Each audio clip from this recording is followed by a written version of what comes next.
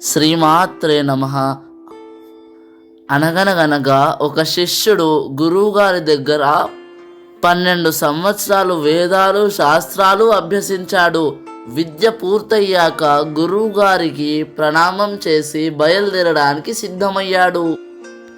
అప్పుడు గురువుగారు అతనికి ఒక అద్దం ఇచ్చి, ఈ అద్దాన్ని ఎవరి వైపు తిప్పి చూస్తే వారి గుణాలు దోషాలు కనిపిస్తాయి అని అన్నారు.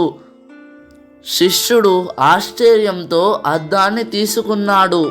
గురువుగారికి తెలియకుండానే అదే రోజు వారిపైనే ఆ అద్దాన్ని ప్రయోగించాడు.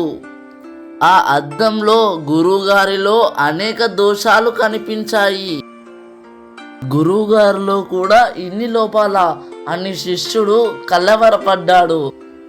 ఆశ్రమంలో ఒక క్షణం కూడా ఉండలేక అక్కడి నుంచి వెళ్ళిపోయాడు. ఆ రోజు నుంచి ఊరూరు తిరుగుతూ ఎవరిని చూసినా ఆ అద్దంలో పరీక్షించాడు. కానీ అతనికి ఎక్కడ మంచి వాళ్ళే కనిపించలేదు. చివరకు ప్రపంచంలో మంచి అనేదే లేదేమో అనుకునే స్థితికి చేరుకున్నాడు. భయంతో తిరిగి గురువుగారి దగ్గరకు వచ్చి తన బాధను చెప్పుకున్నాడు. అప్పుడు గురువుగారు చిరునవ్వుతో ఆ అద్దాన్ని శిష్యుడి వైపు తిప్పారు. అందులో అసూయ, ద్వేషం, కాంక్ష, తృష్ణ వంటి అనేక దుర్గుణాలు కనిపించాయి.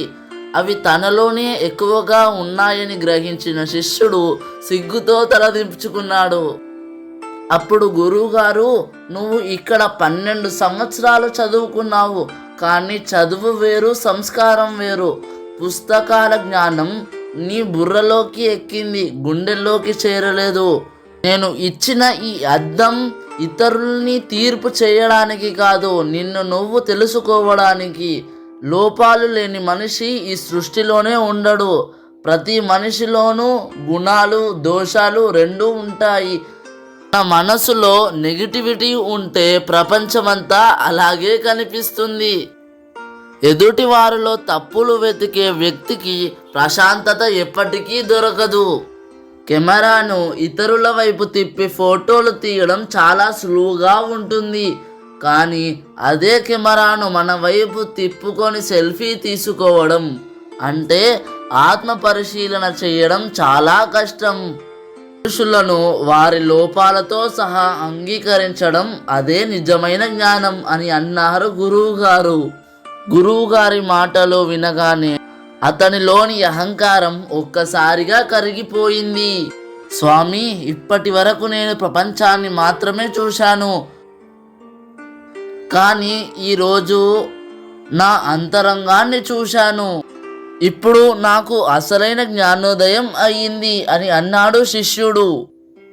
అప్పుడు గురువుగారు అతని తలపై చేయి పెట్టి, నీ చూపును అంతర్ముఖం చేయి. సాధన ద్వారా మనస్సును నిర్మలంగా మార్చుకో.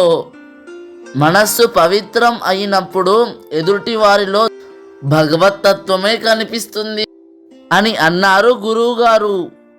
ఆ అద్దాన్ని గురువుగారి పాదాల చెంత ఉంచి చేతులు జోడించి నిలబడ్డాడు. తనలోకి తాను చేసే ప్రయాణమే మానవ జీవితపు అంతిమ లక్ష్యం. ఆ లక్ష్యం వైపు ప్రతి శ్వాసతో సాగేదే సాధన. జై Sriram. Like, share and subscribe to our channel.